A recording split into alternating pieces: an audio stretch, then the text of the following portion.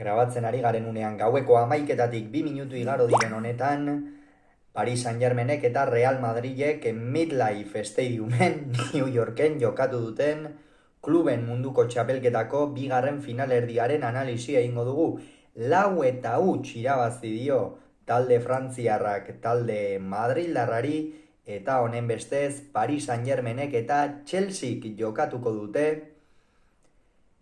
kluben munduko txapelketa honetako finala. Europan euren txapelketetan txapeldun izan ziren, batetik Paris Saint-Germain txapeldunen ligako garaiea eta bestetik berriz Chelsea konferentzia ligako garaiea. Beraz benetan finala ederra geratu da, naiz eta Luis Enriquerenak apur bat favoritoxeago irtengo diren. Beno, lehenik eta behin gogora ezagun batetik Paris Saint-Germainek Bayerri 2-0 irabazi ziola, Real Madridek berriz naiz eta hasieran erraz irabazten hasi zen azkenerako apur bat sufritu zuen, 3-2 irabazi zion Borussia Dortmundi eta honen bestez gaur New Yorken elkartu dira finalerdi hauetan.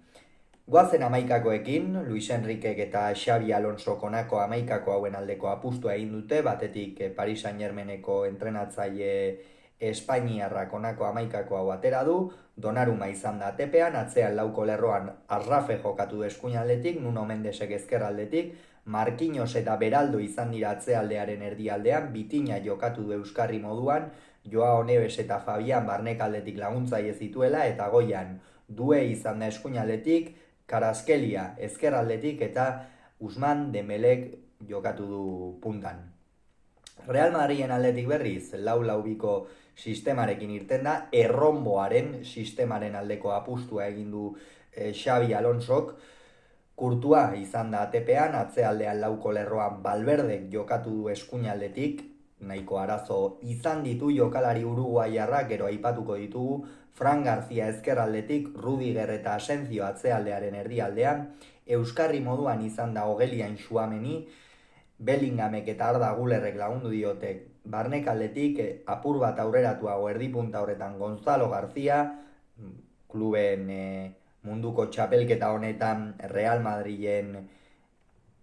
jokalari onenetakoa izan dena, gaztea izanagatik, eta goian Mbappé eta Vinicius izan dira. Beno, partida hasieratik oso intentsitate handikoa izan da, bi taldeek ez dute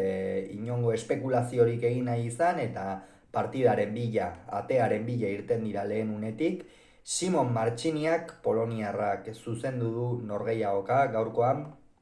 egia esan ez du erabaki polemikorik izan, eta hori benetan eskertu da, egin batean, batez ere Real Madriden zenbait partida zuzendu izan ditu, eta tarteka erabaki zalantzagarriak ere hartu izan ditu, eta ondoren soka luzea ez ekarri izan dutenak. Bai Real Madrid eta bai Paris Saint-Germain esan bezala oso intentsitate handiarekin sartu dira norgehiagokan, biak ala biak atearen bila, eta 6. minutuan 3. aukera garbian, aurretik Thibaut Courtoisek 2 aldiz salbatu baitu Real Madrid, baina 6. minutuan Raúl Asensiok sekulako akatsa egin du, atzealdeako erdialdeko jokalari batek egin beharrez duen horietakoa, egin beharrez duen ekintza egin du, hor area barruan baloia kontrolatu, erlaxatu eginda Kanariar uharteetako jokalaria, ondorioz Paris Saint-Germainek zuen intentsitatearekin baloia erraz kendu dio, Dembelek Fabiani eman dio, Dembelek jaurtik, Kurtua geratu, baina ondoren Fabianek aldaratzean ez du barkatu. Paris Saint-Germainen lehen gola izan da, aurretik ere 2 abisu emanda zituen, baina Real Madriden akats nabarmen baten ostean, hala ere, naiz eta hemen izan den akatsi nabarmenena eta ondorio larrienak pairatu behar izan dituena Xabi Alonsoren taldeak, aurretik ere beste pare bat aukera nabarmen izan ditu, Paris Saint-Germainek esate baterako Dembelek ahoko zuloan izan du gola, baina Thibaut Courtoisek erantzun ona eman dio, eta horren ostean Fabianek egin du gola. Ez dira 5 minutu ere pasa, eta kasu honetan beste erdiko atzelariak Rudigerrek egin du akats nabarmena, hemen gainera areatik nahiko urrun, baina hala ere Paris Saint-Germainen intentsitatea berriz ere agerian geratu da. Ousmane Dembelek baloia hartu, Courtoisaren aurrean bikain eutsi dio noiz jaurtiko zuen erabakitzeko, eta Dembeleren jaurtiketaren aurrean atezain belgikarrak ez du ezertxo ere egiterik izan. Kolpe gogorra izan da Real Madrilentzat, gauza asko dituzte zuzentzeko txamartingoek ligari begira, hau horietako bada atzealdean oso jokalari mugatuak dituela erakutsi du gaurkoan Xabi Alonsoren taldeak. Dan Hughesenen utsunea ere nabarmena izan da, eta ikusiko dugu ea Tolosarrak nola hobetzen duen atzealde hau, batez ere hilabete barru liga hasiko delako, eta hor Real Madridek sekulako zuloak ditu. Partida aurrera joan denean Kylian Mbappé izan da Real Madriden aldetik gehien saiatu den jokalaria, hor Paris Saint-Germainek apur bat eman dio baloia talde madrildarrari, baina inongo sakontasunik gabe, fisikoki beste maila batean ikusi ditu frantziarrak, eta hori egin batean Luis Enriqueren meritua da. Kritika ugari jaso zituen Espainiako selekzioan entrenatu zuenean, esate baterako, baina gerora erakutsi du ze nolako entrenatzaile puska den, Vitinha, Desiredue, Karabaskelia, Dembele, jokalari horiei guztiei zukua atera die, zukua ongi atera gainera, eta gaur egun Paris Saint-Germain munduko talderik onena dela ikusten ari gara, eta hori berretsi dezake gainera igandean, naiz eta txapeldunen liga irabazi, kluben munduko txapelketa irabaztea jada ikeragarria bailitzake Luis Enriqueren taldearentzat. Paris Saint-Germainek baloia hartzen zuen bakoitzean Real Madrideko atzealdea hautsi egiten zen, benetan ez da normala izan, nola egitean eliteko talde batek atzealdean askoz ere erabaki hortasun gehiago eduki behar du, baina Paris Saint-Germainek ez du alakorik lortu, Real Madridek ez du alakorik lortu gaurkoan, eta bai, hobetzeko gauza asko dituzte, eta horietako bada, egia da Heusen gaurkoan zigortuta zegoela, aurrekoan Borussia Dortmunden aurka txartelgorria ikusi baitzuen, baina benetan Real Madridek oroar bai egaletan ere ez, Fede Valverdek esate baterako ikusi dugu zema sufritu den eskuinalde horretatik, une batean Raul Asensio ere ikusi dugu, bertan eskuinalde horretan kokatu dela, baina une zehaz baterako besterik ez da izan, gero berriz ere bakoitza bere hasierako postuetara iritsi da, eta bestetik berriz Viniciusena dago. Viniciusek benetan partida oso kaskarra egin du, eta Real Madridek ezin du hori onartu. Eta 3-0 aia da partida itxi duen gola, Arrafek egindako erdiraketa batean, ostean Fabianek berriz ere area barrutikan gola egin du, 24. minutuan, hau da errematea izan da, Paris Saint-Germainen erakustaldiaren errematea, eta Fabian Ruiz, beste jokalari bat, beste jokalari erabakigarri bat, 2 gol gaurkoan, biak estilo oso antzekokoak, sekulako gaitasuna dauka bigarren lerro horretan egon behar den unean egoteko, eta Paris Saint-Germainen multzoan asko ematen duen jokalari horietako da, zalantzari gabe. Hortik aurrera Paris Saint-Germain saiatu da berriz ere, esan dugu egaletatik minikeragarri egin dio Real Madridi, Fede Valverde egia esan ere ez du Arda Gülerren, eta normala da Arda Güler ez delako atzealdean eta asko sakrifikatzen den jokalari bat, eta nik uste hor Xabi Alonsok beste erabaki batzuk hartu behar zituela, baina ia da zigortuta zituen jokalariak eta kontuan izanik ez zuela bat ere paper erraza. Horren ondorioz atseden aldire iritsi dira, eta bigarren zatia hasi bezain pronto, Paris Saint-Germainek beste gol bat egin du 48. minutuan, baina epaileak Martxiniakek balio gabe utzi du horixe falta zitzaion gola egitea, sekulako partida egin du, behar bada ez da bere oinetatik beste zenbait norgehiagoketan bezain beste pasabaloia, baina gaurkoan ere erakutsi duzen nolako mailako jokalaria den frantziarra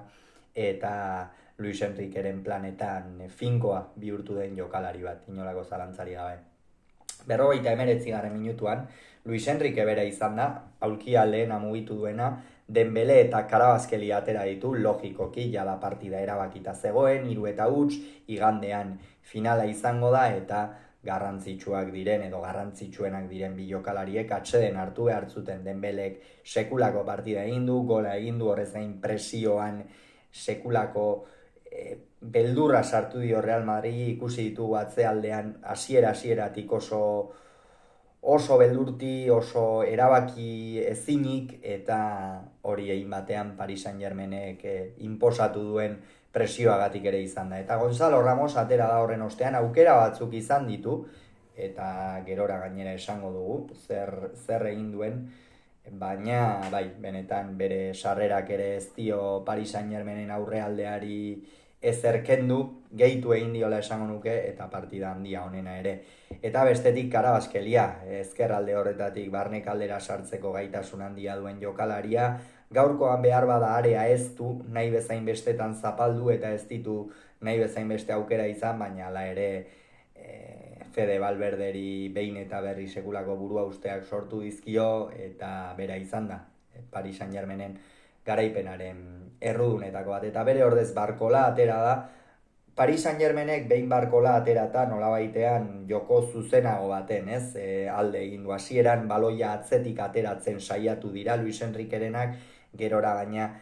joko luzeagoa, joko zuzenagoa egiten, eta horretarako ere Gonzalo Ramos eta Barkolaren profileko jokalariak garrantzitsuak ziren, batez ere abiadura bilatzeko eta fresko zeudela kontuan izanik. Hori ikusita aldaketa bikoitza egin du, hirukoitza egin du barkatu Xabi Alonsok. Asensio, Bellingham eta Vinicius kendu ditu. Asensiok nik behin eta berriz esaten dut eta defendituko dut postura hau, iruditzen zait gehiegi puztu zutela. Gehiegi puztu zutela bere unean, hor nolabaitean atera zen eta partida onak ere egin zituen, hori aitortu beharra dago. Militao Alaba hauen lesio baten ostean, eta Real Madridek bazirudien jada etorkizuneko, nik zer dakit, hierro zeukala bertan, etorkizuneko atzelaria, baina oraindik ere asko dauka egiteko, partida honak egin izan ditu, baina gaurko azteko moduko hasieratik oso eskas, bater erabaki hortasunik gabe, gainera Real Madrid jaso duen lehen gola bere errua izan da, nabarmen, eta benetan azteko moduko arrautsa izan du gaurkoan Raul Asensio. Jude Bellingham ez du asko ikusi, bigarren zatian jokatu duenean behar bada apur bat gehiago, baina Real Madridek behar izan duenean, eta hor nola baitean ez, Gonzalo apur bat deskonektatuta, Vinicius ere, Mbappek nik uste hor beste bazkide bat ere, beste taldekide bat falta mota duela, eta hori behar bada Jude Bellingham ere izan ziteken, eta Vinicius, esaten ari gara, urrezko baloia eman etziotenetik bere errendimendua erabat jaitsi da, gaurkoan ere gainera eskuinalde horretatik kokatu du, nola baitean etzait iruditzen hortikan errendimendu egokia eman dezakenik, hori ere Alonsoren akatsetako bat izan da gaurkoan, eta ziur urrengo norgehiagoka baterako zuzenduko duela entrenatzaile tolosarrak, baina Viniciuseko ezin du sekula jokatu, eta Militao, Modric eta Brahim atera dira, hirurek ez dute zertxo ere egiterik izan, eta benetan Madrid erabat, Real Madrid amilduta zen. 76. minutuan, Fabian eta Due atera ditu, Militao, Modric eta Brahim ez ditu posizioak aldatu, gainera esan nuke Brahimek egin batean egal horretatik Viniciuse baino arrisku gehiago sortu dela, apur bat gehiago, ez asko zer gehiago, eta hirurek ere ez dute zertxo ere egiterik izan. 76. minutuan Fabian eta Due kendu ditu, jada partida erabakita zegoen, Paris Saint-Germain oso eroso, Real Madrid amilduta, ezin sakontasuni bilatu, ezin area zapaldu, eta Fabianen partida zer esan, bigol, honek ere atsedena beharko du 76 minutu egokiak iruditu zaizkit, eta duek beste horren beste, eta Maiulu eta Zegemeri atera dira, jada Paris Saint-Germainek ezer handirik egiteko etzeukanean, ez, jada dena erabakita zegoenean. Minutuak aurrera joan dira, pixkanaka Real Madriden erasoak ere itzaltzen, Paris Saint-Germain oso eroso zelaian, eta Gonzalo kendu eta Carvajal atera du, hor goian nola baitean orden apur bat mantendu nahi izan du, Mbapperi apur bat askatasuna eman, eta ez gol gehiago jaso, eta horretarako Dani Carvajal atera du, aspaldiko partez. Minutuak aurrera joan dira, Paris Saint-Germain gainera erasoan jarraitzen zuen, 80. minutuan Nuno Mendes kendu eta Kangin Lee atera du, horrek esan nahi du Nuno Mendesei ere atseden apur bat eman nahi ziola, eta gerora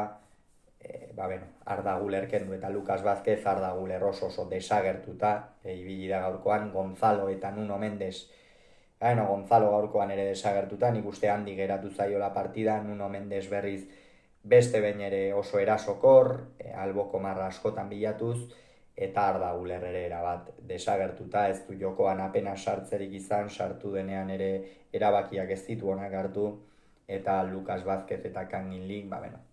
hori, ez dute partidan eragin handirik izan. Eta 87. minutuan jada dena erabakita zela, Barkolak baloia hartu, Gonzalo Ramosi pasea eman, eta jokalari portugaldarrak ez du barkatu, hemen jada erakustaldia itxi egin du Paris Saint-Germainek, eta ondorioz, esan bezala, 4-0 amaitu da, eta Paris Saint-Germainek jokatuko du hain zuzen ere igandean New Yorken bertan final handia. Kluben munduko txapelketako